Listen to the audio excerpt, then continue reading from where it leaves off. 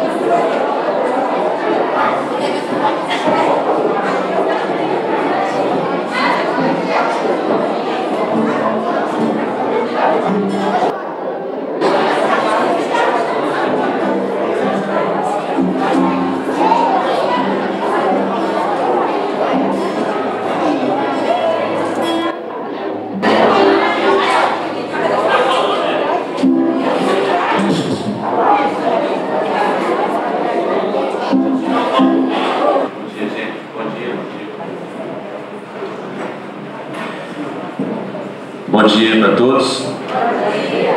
Viram bem? Estão preparados?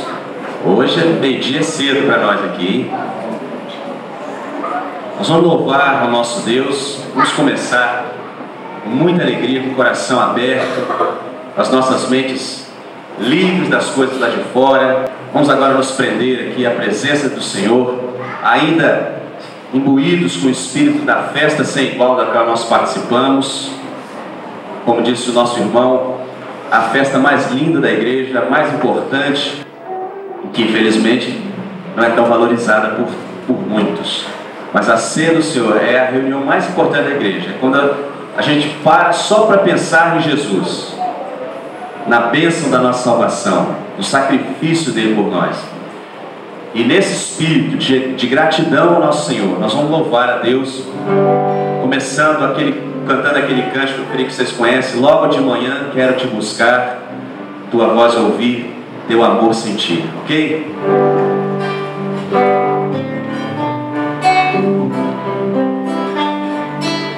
Cante com bastante alegria.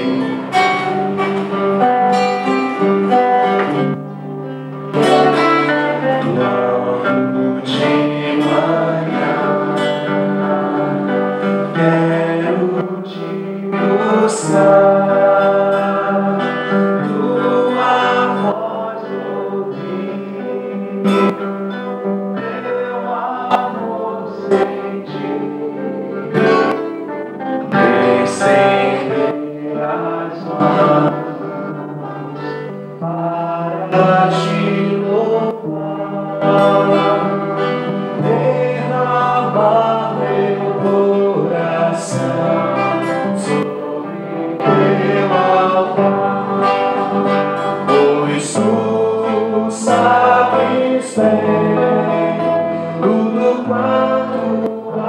em mim.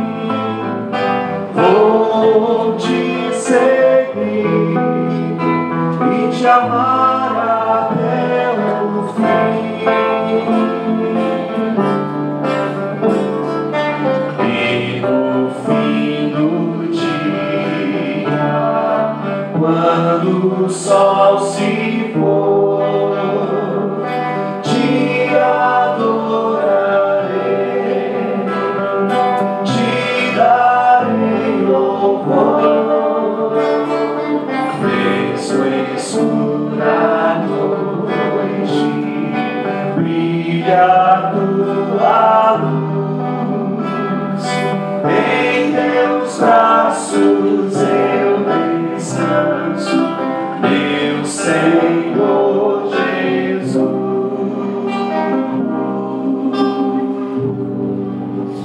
Ó Pai querido, nós queremos nessa manhã te louvar, continuar te louvando durante todo o resto desse dia, da noite. Queremos ouvir a tua voz. Fala, Pai, nosso coração aqui, através das músicas, da palavra, das ações, das reações, dos sentimentos. Precisamos aprender mais do Senhor, precisamos estar na tua presença.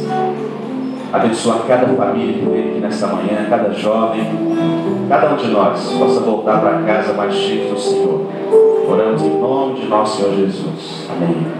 Tu és soberano sobre a terra, sobre os céus, tu és Senhor absoluto. Esse eu acho que vocês conhecem, né? Primeiro ficou meio tímido assim, mas vamos cantar esse também com bastante alegria no coração.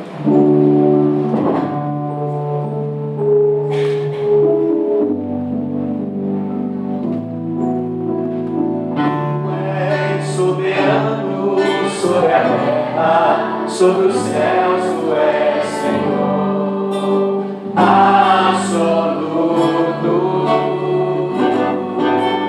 Tudo que existe e acontece, tu sabes muito bem. Tu és tremendo, tu és soberano, novamente.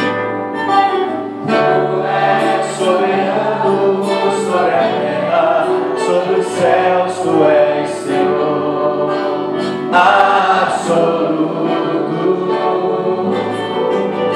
Tudo que existe e acontece, tu sabes muito bem. Tu és tremendo. E apesar dessa glória que tem, tu te importas comigo também. Esse amor tão grande eleva-me, amarra-me a ti. Tu és tremendo. Mais uma vez, você. Tu és soberano sobre a terra, sobre os céus, tu és Senhor absoluto. Tudo que existe e acontece, tu sabes muito bem. Tu és tremendo. E apesar dessa glória, e apesar dessa glória, não é bom pensar nisso, que Ele se importa? Tu te importas comigo também.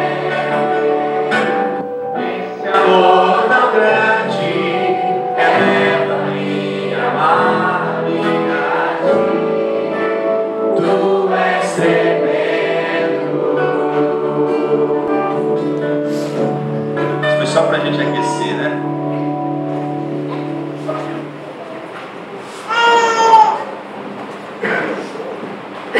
Bom, antes que as crianças saiam, nós vamos fazer uma bagunça aqui com elas agora. Quero pedir todas as crianças para virem aqui na frente. As que vão sair, não sei qual é a idade, vem aqui, fica do meu lado aqui.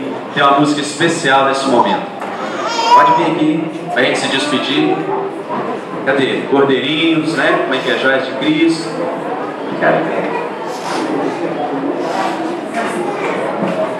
Aqui, do meu lado aqui.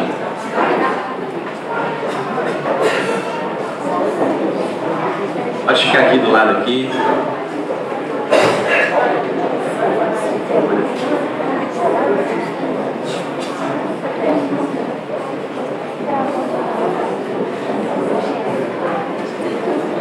Vamos olhar para essas crianças aqui. Muito amor. Em 1999 eu fui convidado para compor uma música para a PEC. Vocês conhecem a PEC? Aliança Pro Evangelização das Crianças, um trabalho lindo que tem beneficiado muitas igrejas no Brasil. Lá em Vitória tem um trabalho também bastante atuante nas igrejas com a PEC. E naquele ano, na formatura dos professores da PEC, que trabalham com as crianças, eu compus a música Crianças para Jesus. Ela está no CD que a gente produziu lá em Vitória, Louvores do Com Cristo. Eu queria cantar a faixa 2 do CD, Crianças para Jesus, para a gente abençoar essas crianças aqui e para homenagear as professoras. Quem é que trabalha com as crianças aqui na igreja? Então eu queria pedir para vir aqui na frente também. Vem aqui na frente também. Quem trabalha com as crianças aqui. Essa é uma música também em homenagem a esse trabalho maravilhoso de vocês. Deus possa abençoá-los grandemente. E é um desafio para nós, irmãos. Eu queria que vocês prestassem atenção nessa letra, mas é um desafio. Pensar nos nossos filhos, pensar nas crianças dos nossos amigos, precisam ouvir a palavra de Deus. Por tudo isso, eu queria, antes que elas se despedissem da gente, cantar essa música Crianças para Jesus.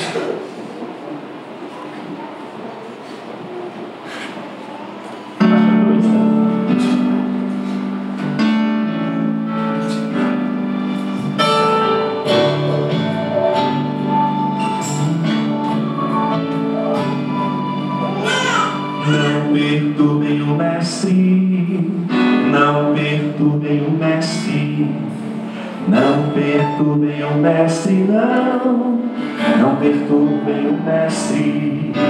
Certas mães trouxeram as crianças a Jesus, mas alguém tentou a benção delas evitar.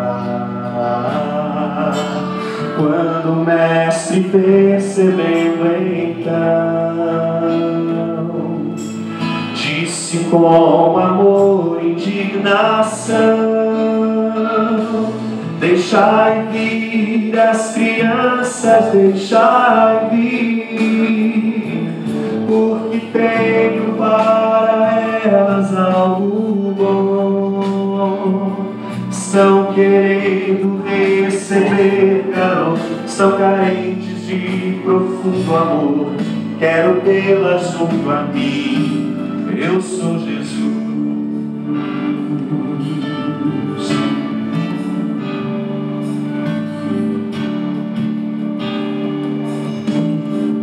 Agora o desafio para todos nós. Vou levá-las ao mestre, vou levá-las ao mestre, vou levá-las ao mestre, vou levá-las ao mestre. Hoje o desafio é levá-las a Jesus, e os empecilhos continuam a surgir, mas não poderemos recuar. A mensagem vamos proclamar: deixai vir as crianças, deixai vir, porque temos para elas algo bom.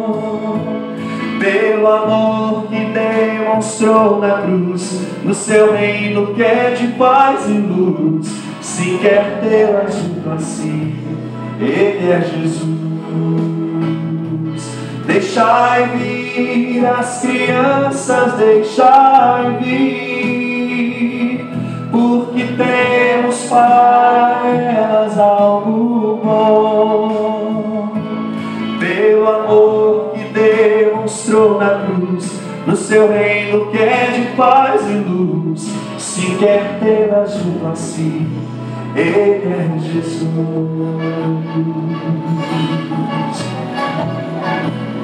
Ele é Jesus.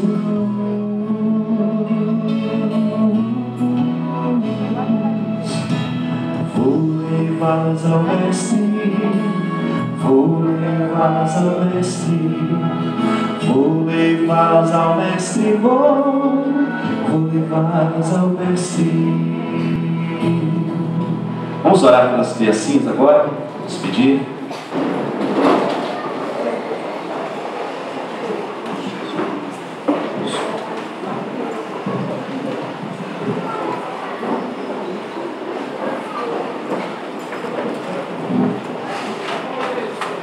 Eu vou cantar uma música que está no meu primeiro disco, e os irmãos que têm essa música, o CD, que souberem, vamos ver se a gente consegue fazer o coro dessa música, né?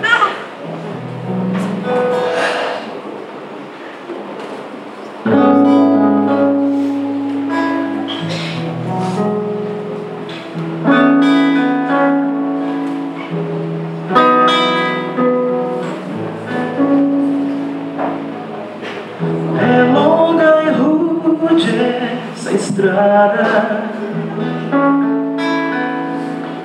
parece nunca ter fim. Minha mochila é pesada e o sol é intenso em mim. Meu deserto é feito de solidão, é sede para o meu coração.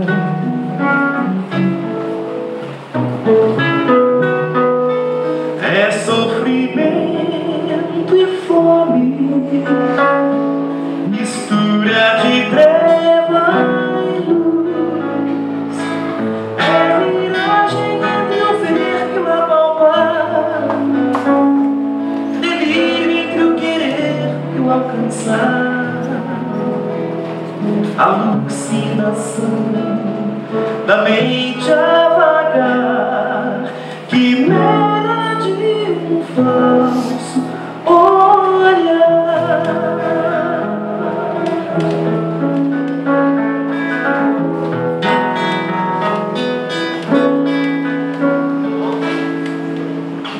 Mas Jesus Cristo é oásis, refúgio que eu encontrei, amigo em quem me descanso, e não igual não achei. Um deserto de tristeza e dor, é meu consolo e fonte de amor.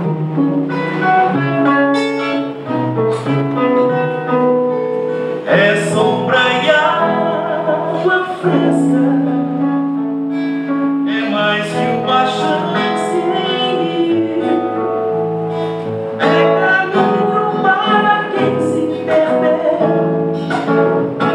é a resposta de quem não esperou, é alívio para quem muito sofreu. Uma luz em meio à escuridão, é um rio transportante de paz. Não é miragem nem ilusão, ele é tão real, é vida sem par, certeza de todo olhar.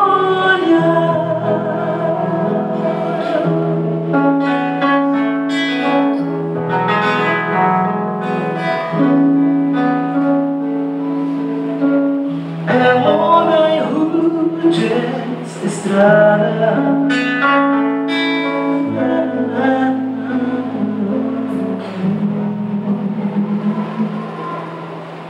Interessante que essa música, posso falar aqui, Ju? Você vai para aqui muito pertinente? Acho que tem almoço depois ainda, fiquei sabendo que vai ser às 14 horas, então o tempo está disponível. Mas eu tinha começado a fazer essa música e Eu lembro que na época a gente tinha muito contato com o Silas Macedo, nosso irmão querido lá do Rio. Eu tinha falado para ele assim: Silas, eu estou fazendo uma música, eu estou querendo colocar essa música num CD. No CD ela fica mais bonitinha, tem violão, tem flauta, transverso e tal. Eu falei assim, só que a letra eu comecei escrevendo e não consegui dar prosseguimento. Aí o Silas, naquele jeitão carioca dele, falou assim: ei, onde é que foi que você parou? Eu falei: rapaz, eu escrevi somente as primeiras linhas. É longa e rude essa estrada, parece nunca ter fim. Minha mochila é pesada e o sol intenso em mim. A primeira parte da música fala do homem sem Deus no mundo, como sendo um deserto cheio de sofrimento e de dor. Aí o Silas falou: então anota aí. Aí principalmente quando ele disse assim: é sofrimento e fome. O homem sem Deus vive nessa situação, né? Mistura de treva e luz. É miragem entre o ver e o apalpar. Delírio entre o querer e o alcançar. Alucinação da mente a vagar. Quimera de um falso olhar. Poesia muito linda. E depois ele me deu algumas outras palavras que ele falou assim: rapaz, o homem sem Deus no mundo, né? Quando você está lá no deserto, dizem que no deserto tudo durante o dia é muito claro e muito quente, e a noite muito fria e muito escura. Então quem está no deserto, o que você quer mais? Sombra e água fresca. Quando você encontra refúgio em Jesus, em outras palavras, você está tendo ali sombra e água fresca. E ele foi dando essas palavras e Deus permitiu que a gente pudesse colocar essa música. É uma música que eu tenho cantado pelos lugares onde eu tenho medo. E ontem o Júlio estava falando a respeito do trabalho que a gente faz na música e sobre os resultados que a gente alcança. Recentemente, eu nem falei isso para ele, vai ficar sabendo agora, e vocês também. Assim, são coisas que gratificam, que fazem com que a gente tenha força, coragem e disposição para continuar, mesmo diante das dificuldades. Recentemente eu estava cantando numa igreja,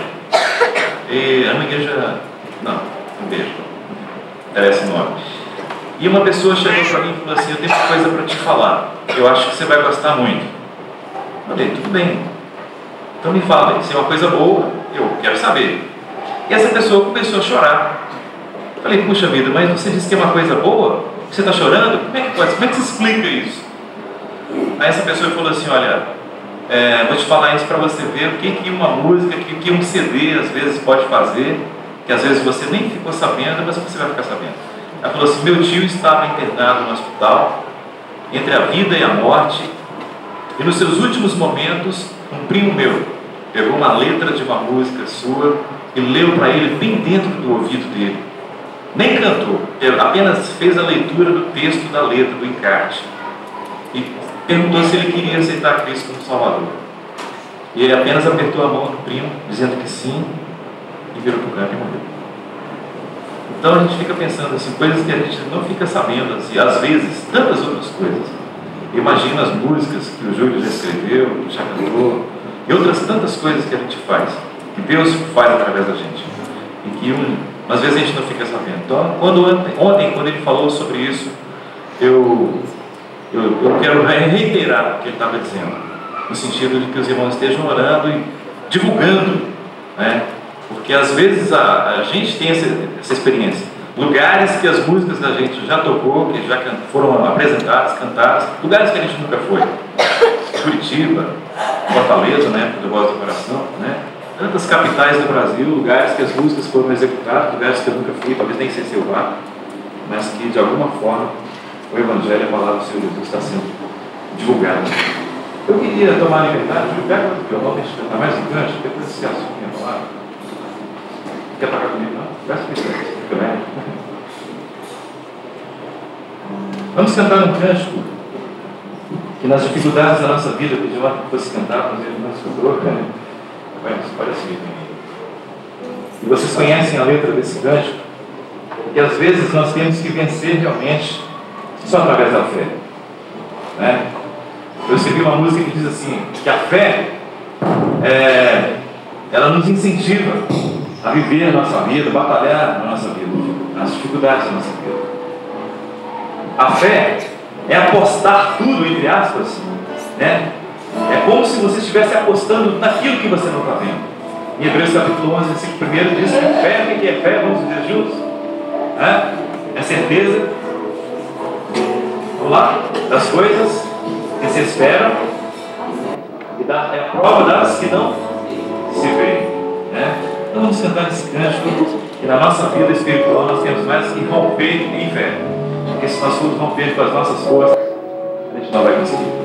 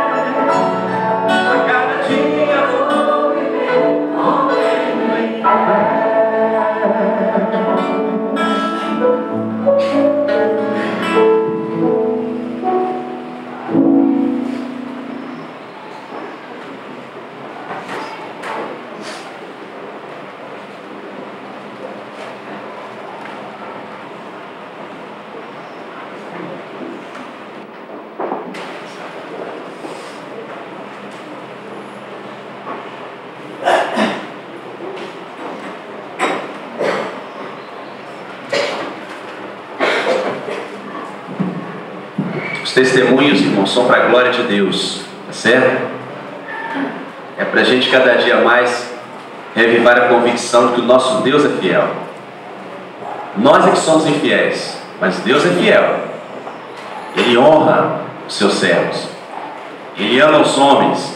Ele providencia os meios para que os homens sejam alcançados, sejam tocados. E esses meios são os homens, somos nós, eu e vocês.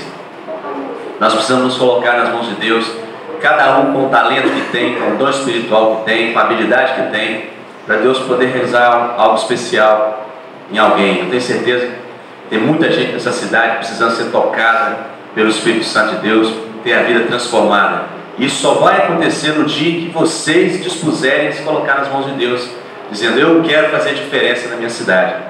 Como disse ontem, eu não quero apenas ver a história passar, eu quero ser parte dessa história, eu quero deixar meu nome escrito, eu quero fazer o meu trabalho, desempenhar o meu papel. Esta é a história de Jacó. Tendo José,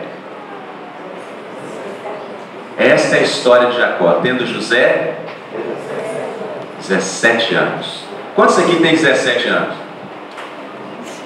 Tem gente que tem 17 anos aí, a mão meio tímida, né?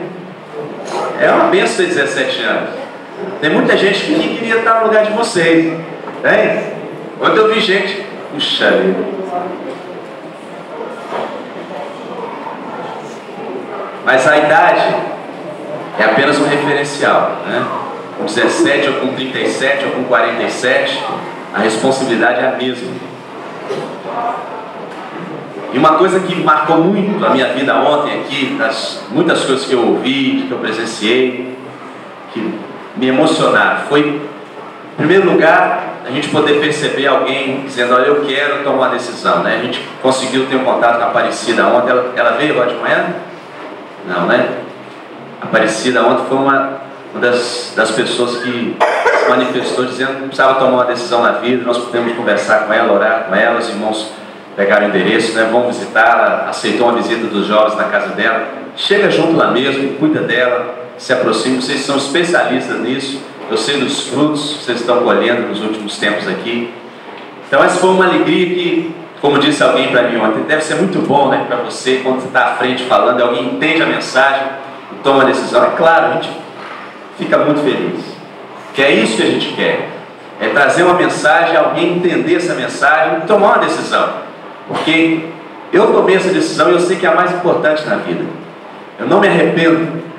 Desde daquele dia, daquela época na minha vida, eu era criança, mais ou menos 10 para 12 anos de idade, sendo levado por alguém a uma igreja evangélica, conhecendo Jesus, e até hoje, a coisa mais importante da minha vida.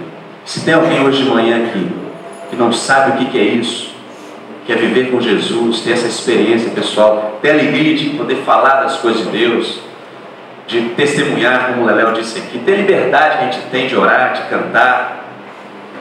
Se você não tem essa experiência, você precisa ter. Eu quero te convidar a fazer uma decisão hoje, agora de manhã. Você aí no seu lugar, começa a pensar nessa possibilidade.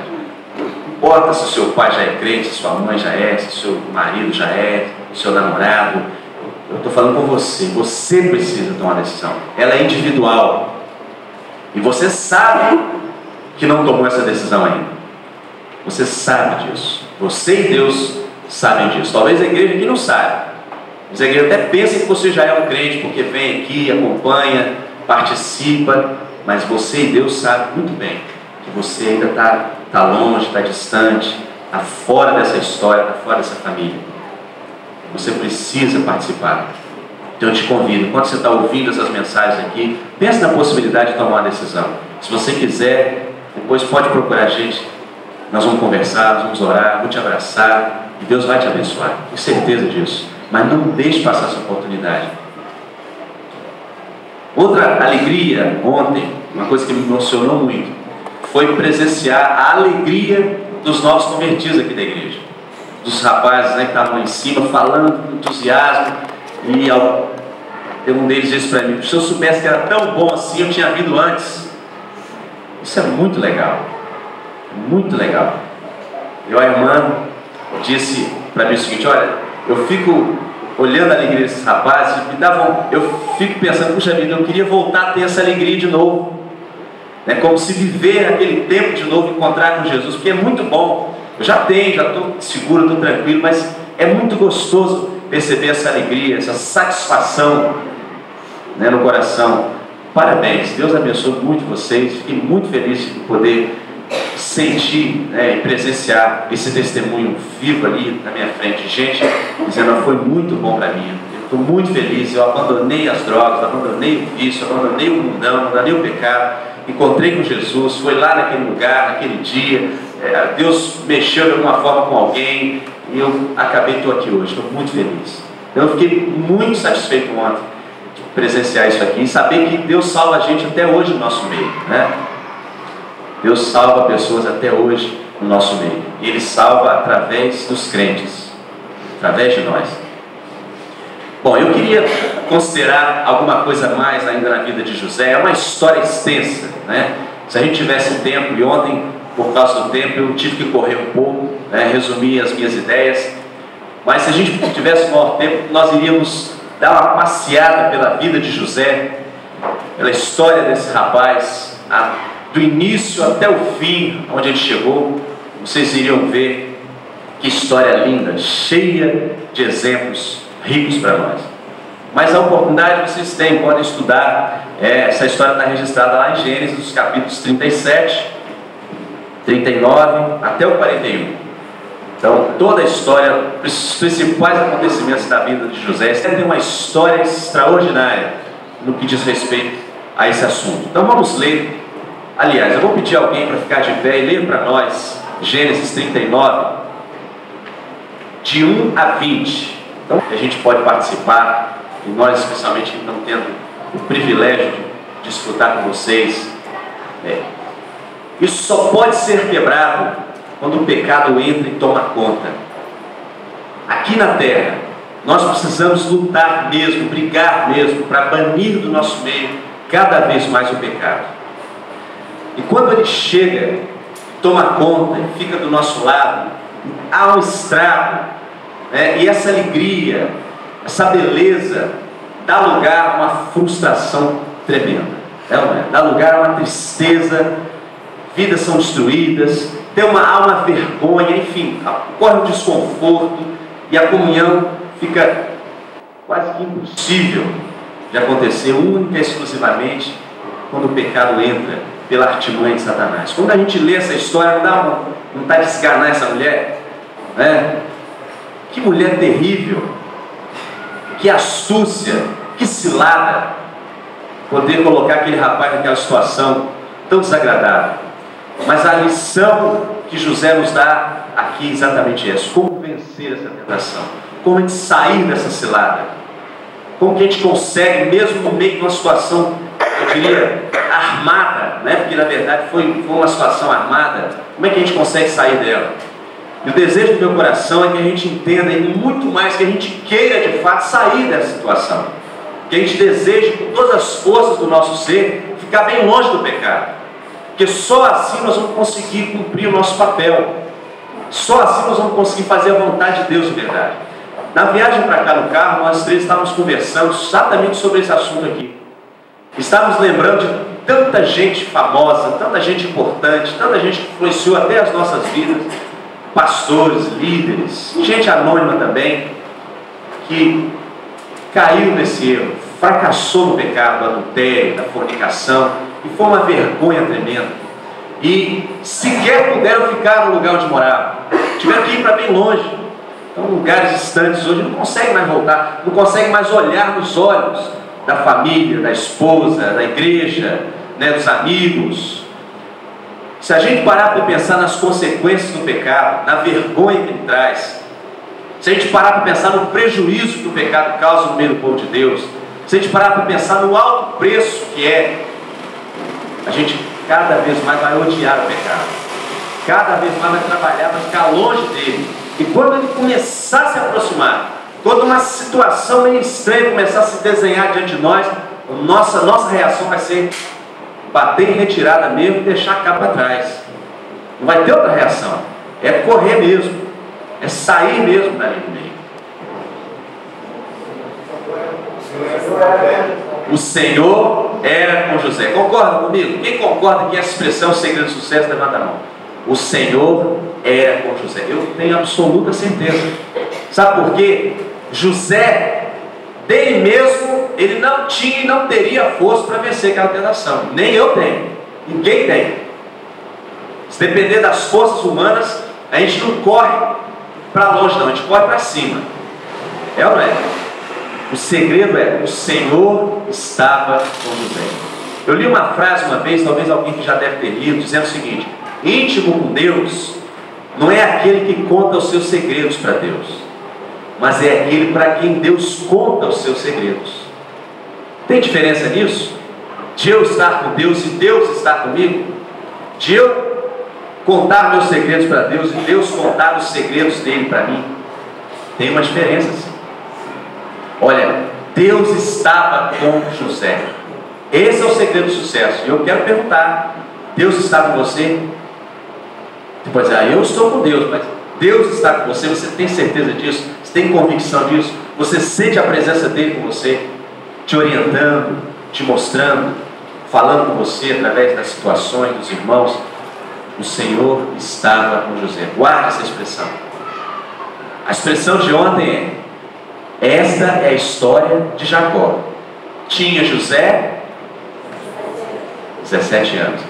E hoje a expressão é: o Senhor estava com José. Aliás, na história dele vocês vão encontrar essa expressão repetida outras vezes. O Senhor estava com José. Um outro estudo que a gente pode fazer, talvez não vamos ter tempo hoje, que a gente pode fazer na vida de José é: sendo fiel em tempos difíceis. Foi justamente quando ele foi para a prisão. É outra história, é um tempo da vida de José lindo, extraordinário. E a expressão se repete lá: o Senhor estava com José. Na casa dos pais, na casa de Potifar e na prisão. E até no tempo da exaltação, quando no final ele chegou ao posto maior no Egito, o Senhor estava com José. Esse é o segredo do sucesso. O Senhor estava com José. Agora eu quero fazer uma pergunta, uma outra parada agora no texto. José foi promovido. Agora vocês vão me responder: qual é o cargo que ele ocupava e para que cargo ele foi promovido? O que ele era e o que ele passou a ser lá na casa de Potifar? Ele chegou lá em que categoria? Não, ele não chegou lá de mordomo. Ele chegou lá de escravo e foi promovido para mordomo. Diz a palavra de Deus que o homem colocou tudo nas mãos dele. Você vai tomar conta de tudo, né? Você é o mordomo da casa, você vai tomar conta de tudo. Você é o chefe aqui, você que manda, cuida dos meus negócios. Já pensaram? O rapaz chega vendido como escravo e agora ele ganha a simpatia do patrão, conquista a confiança, tem crédito. E o camarada chega para ele: você agora toma conta de tudo. Quando eu sair, você é o chefe da casa. Ser promovido na vida é muito bom, é ou não é? Prosperidade e promoção, coisa que todo mundo quer. E olha, nós podemos ter essa bênção da parte de Deus. Eu não duvido disso. Que homens e mulheres que são fiéis a Deus podem ter nessa vida altos postos, podem chegar ter muito sucesso na vida. Eu conheço crentes que têm uma posição na sociedade invejável, gente grande mesmo, gente importante, mas que reconhece que foi Deus que deu, e está naquela posição que Deus permitiu. E isso é importante. Eu não duvido que tenha nessa igreja pessoas que tiveram oportunidade na vida de crescer bastante, né, na vida profissional. Precisamos reconhecer que Deus nos dá isso, nos dá essa oportunidade. José sabia disso. Ele estava nas mãos de Deus. O Senhor estava com ele. Se você também deseja crescer na vida, está buscando isso, promoção, está buscando prosperidade, está buscando fama, buscando crescimento, você precisa ser guiado por Deus nessa busca. Que essa promoção seja dada pela mão de Deus, pela intervenção divina, te orientando, você fazendo exatamente aquilo que Deus quer. Porque senão, você pode até chegar no alto posto, pode até ter sucesso, pode até ter fama, mas poderá ser por meios ilícitos e não pela permissão de Deus. E aí, quando o tombo vier, se ele vier, vai ser um fracasso, uma vergonha tremenda. Não vai ter sustentação, entende? Outra parada interessante aqui no texto, outro ponto que me chama a atenção, é com respeito ao rapaz. Como é que ele era, José? Diz a Bíblia que ele era como? Ele era feio, bonito, grande, alto, hein? E nada de errado. Mas é um componente que precisa ser entendido, precisa ser compreendido, muito bem administrado e ser cuidado também. Porque eu pergunto a vocês, o que a Bíblia diz com relação à mulher do Potifar, a José? Ela colocou os olhos em José, não foi isso? Não é isso que a Bíblia diz? Ela pôs os olhos nele. Olha, ela viu o quê? Ela viu um rapaz bonito, um cara formoso, né? Saradão. Ela colocou os olhos em José. Então é um componente que precisa ser entendido aqui. A gente, quando coloca os olhos em alguém ou em alguma coisa, precisa ter cuidado. Já disse alguém certa vez, olha, a primeira olhada não tem problema não, agora a segunda é perigosa. A primeira olhada é aquela que você olha, que você não é cego, passou na sua frente e você viu. Agora, se você volta a olhar, tem que ter cuidado, tem algo mais aí, nesse olhar. Irmãos, é um assunto bastante sério, mas a gente precisa entender isso à luz da palavra de Deus. E o segredo, volto a dizer, o Senhor estava com José. A beleza é tratada na Bíblia, sob a ótica de Deus, de uma forma bastante interessante. Eu queria que alguém abrisse a Bíblia em 1 Samuel, capítulo 16, versículos 6 e 7. Não queira ser. Se por alguma razão você está sendo, até por uma atitude inconsciente, né? Pela sua forma de vestir, pela sua forma de falar, pela sua forma de tratar, talvez um abraço, né? Um beijo, enfim, qualquer atitude da sua parte, se você percebe que isso pode estar sendo objeto de tentação, pode estar levando alguém a pecar, desenvolvendo, né? Olhares maldosos, não queira ser você essa pessoa. Saia fora, acaba com isso, muda o comportamento. Se for preciso, muda a roupa, muda mesmo, muda a forma de tratar, muda a forma de pensar, muda a forma de agir, para que a pessoa logo entenda que você não quer ser esse objeto de tentação, que você não quer ser motivo de tropeço na vida de ninguém, né? Cuida disso, tanto os homens quanto as mulheres, os rapazes e as moças, cuidem nesse sentido. É importante que na vida em igreja, na vida em comunidade, haja pureza mesmo, né? Não pode haver malícia, pode haver sensualidade, a Bíblia condena isso. Porque todo mundo aqui vai estar olhando para todo mundo, especialmente quem está aqui na frente. Eu aqui estou olhando para vocês, vocês estão olhando para mim, eu estou olhando para todos vocês, né? E nós estamos aqui à frente olhando para as pessoas, né? Nós estamos propensos a viver situações de perigo, e vocês também, com relação aos que estão aqui à frente. A gente precisa se cuidar uns dos outros nessa questão.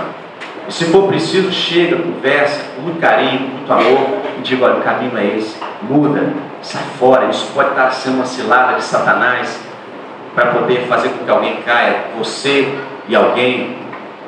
Cuidado com isso, cuidado com a aparência. A Bíblia fala muito na decência, né? A Bíblia apela muito para a decência. Se for preciso, muda mesmo por completo, para que o padrão de decência, segundo a palavra de Deus, seja seguido por nós. E aí nós não vamos colocar ninguém numa situação, numa cilada. Outra parada interessante aqui está no versículo 7. Agora é a proposta indecente, é a proposta tentadora. Alguém lê o versículo 7 aí, por favor. No capítulo 39 de Gênesis.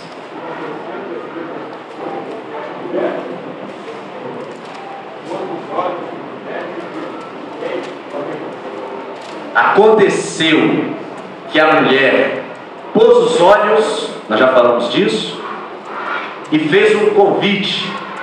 Qual foi o convite? Deita-te comigo. Deita-te comigo. Olha, convites acontecem aos montes para nós, nas várias situações, né? Vem, vamos, se aceita, né? Vem de várias formas. Olha, dá uma olhada, veja, você sabia? A gente precisa ter cuidado com isso. Aqui é uma proposta tentadora, uma proposta quase irresistível, né? Daquela mulher. Você já recebeu algum convite assim? Já recebeu alguma proposta tentadora? Alguma proposta indecente? Que no primeiro momento você não deu muita importância, falou, não faz mal, não tem problema, né? Não vai acontecer nada. E depois você descobriu que era coisa que não podia jamais ter acontecido. Simplesmente por um inocente convite. Vem cá, chega aqui, se aproxima, né? Deita-te comigo. propostas precisam ser muito bem analisadas, né? Ele precisa ter cuidado com decisões precipitadas, impensadas. Precisamos analisar de onde vem, que interesse, quem é a pessoa, por quê, analisa a situação, para depois tomar uma decisão. Tem muitas situações que são realmente situações de perigo, convites que precisam ser literalmente rejeitados, dizer não.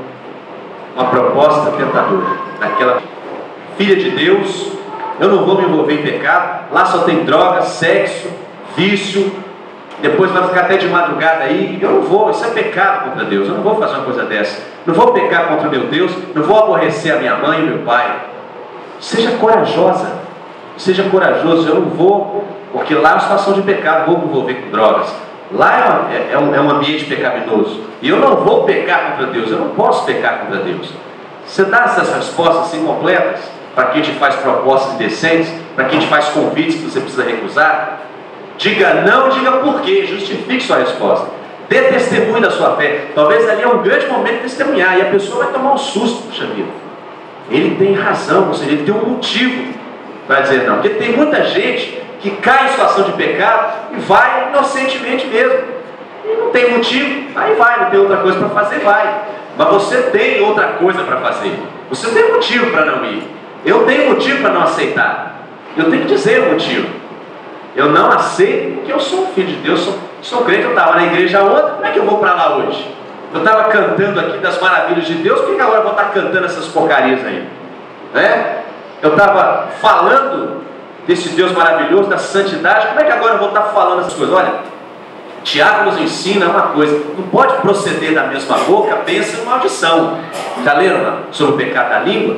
Não pode proceder. Então como é que eu vou estar fazendo uma coisa, né, agora depois de ter feito outra? Então é dizer: eu não vou fazer porque é pecado. Posso fazer? Pela palavra de Deus estou proibido de fazer. A pessoa pode achar careta, quadrado, e está perdendo seu tempo. Não estou perdendo meu tempo, perdendo tempo para você. Se quiser você vai, depois vamos ver que fim vai levar o seu caminho, que fim vai levar o meu caminho. Mas eu não vou porque é pecado. Entenderam a lição aqui? Coragem para responder, para justificar, para dar a razão da sua fé.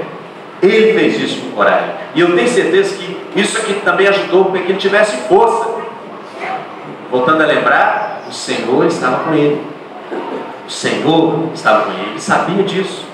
Eu não aceito, porque isto é um pecado contra Deus, e é uma maldade contra o meu patrão. Tem gente que peca, e tem pecados que não só são pecados contra Deus, mas também são maldades, tremendas maldades contra as pessoas, né? Tem gente que não tem sensibilidade, não pensa duas vezes em ofender alguém, em magoar alguém, colocar alguém numa situação de vergonha, acabar, destruir a vida ou a família de alguém. Tem pessoa que não pensa nas consequências. Uma armadilha, uma armação, hein? Malícia, que mais? Tem outra coisa implícita aí também. Hein? Oportunidade. Que mais? Tem uma outra coisa ainda que a gente precisa evitar, e que aí eu digo até que José poderia e deveria ter evitado. O que é? Hein? Estar sozinho com ela na casa. Aparece do mal. Eu chamo isso, sabe de quê? Evite situações de risco. Evite situações de risco. Entenderam a lição? Vamos dar alguns exemplos de situação de risco? Essa é uma delas. Num dia em que não tinha ninguém em casa, José foi lá para dizer: Júlio, mas ele era um empregado, ele tinha liberdade para entrar na casa, qualquer hora, sair, ele foi cuidar dos negócios dele. Muito bem, mas a Bíblia deixa bem claro aqui: num dia em que não tinha ninguém em casa, ele foi lá cuidar dos negócios. Ela não era uma situação de risco que poderia ter sido evitada. Agora vamos dar alguns exemplos de situações de risco hoje que precisam ser evitadas.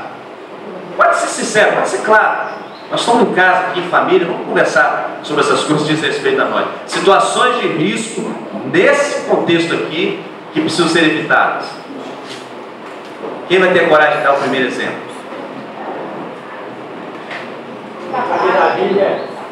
Ao trabalho. Às vezes você tem situações que está só você,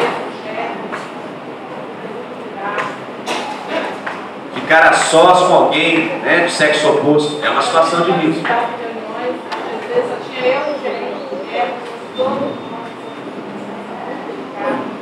É uma situação de risco. Eu não estou dizendo que é uma situação, pode até ser uma situação, dependendo do caso, inevitável, mas é uma situação de risco e a gente precisa estar atento para isso. Outra.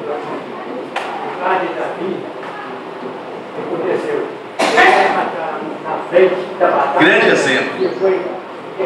Uma situação de risco. Olha, não tem nada demais eu dar uma passeada pelo meu terraço e dar uma olhadinha, né?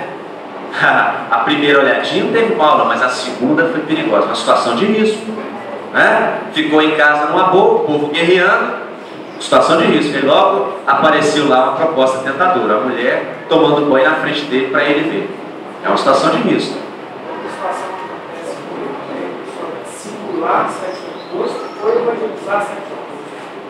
Olha, gente, isso é muito sério, muito sério. Olha, infelizmente, eu conheço uma história, ligado o que ele disse aí, de um rapaz que começou a evangelizar prostitutas, né, e acabou caindo no pecado. Então a gente precisa cuidar, até com alguns certos ministérios. Podem ser situações de risco, sim. Você tem que cuidar, tem chamado, tem preparo, está sob a oração, a unção de Deus. É uma situação de risco. Uma coisa muito essencial.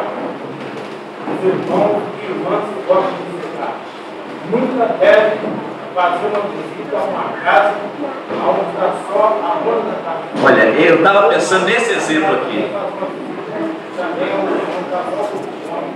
Alguém um dia falou isso comigo.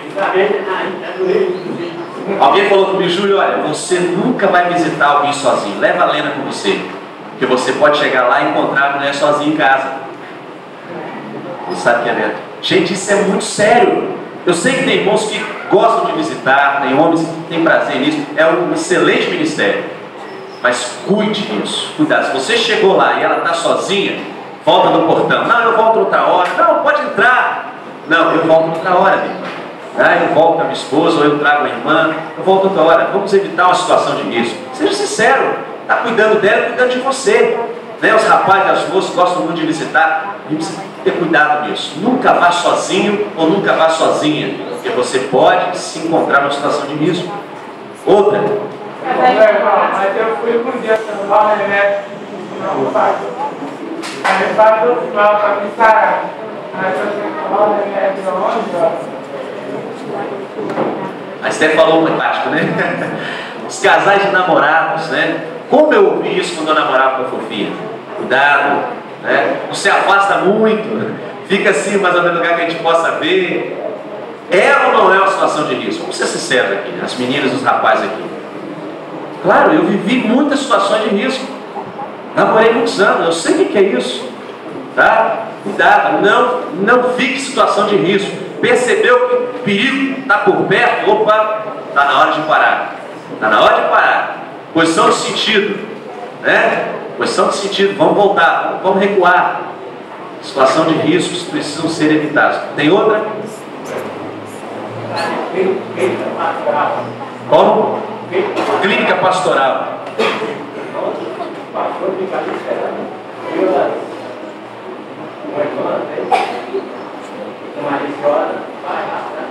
Verdade.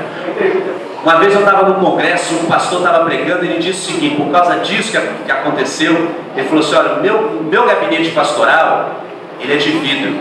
Falou mesmo, eu coloquei um vidro, né? Todo mundo está lá fora, vê o que está acontecendo lá dentro. Eu acabei com aquela sala fechada, onde fica só eu acabei com aquilo que estava sendo uma situação de risco para mim. Comecei a viver situações de perigo, eu coloquei um vidro lá e pronto, acabou o problema. É uma lição para os líderes da igreja, né? No seu aconselhamento pastoral. Claro, coisa que as pessoas não precisam ouvir, mas não tem nada demais elas verem quem está lá. Precisam ouvir, mas podem ver, devem ver. Isso é proteção. Bom, gente, vou parar, eu acho que eu já passei muito tempo, desculpe aí. A minha intenção era compartilhar sobre vencendo a tentação na área sexual. Eu espero que José né?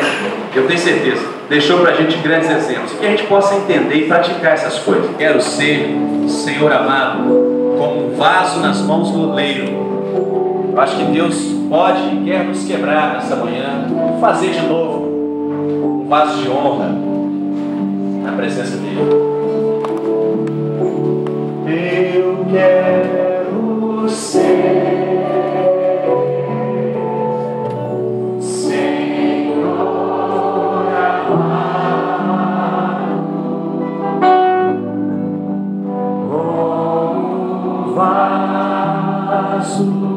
nas mãos do oleiro,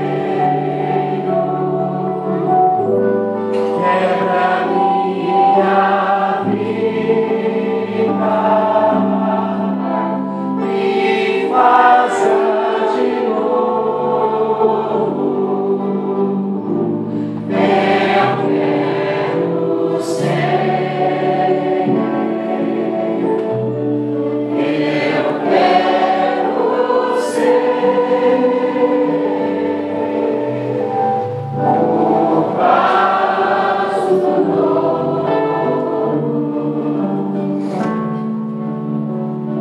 Pode sentar, irmãos.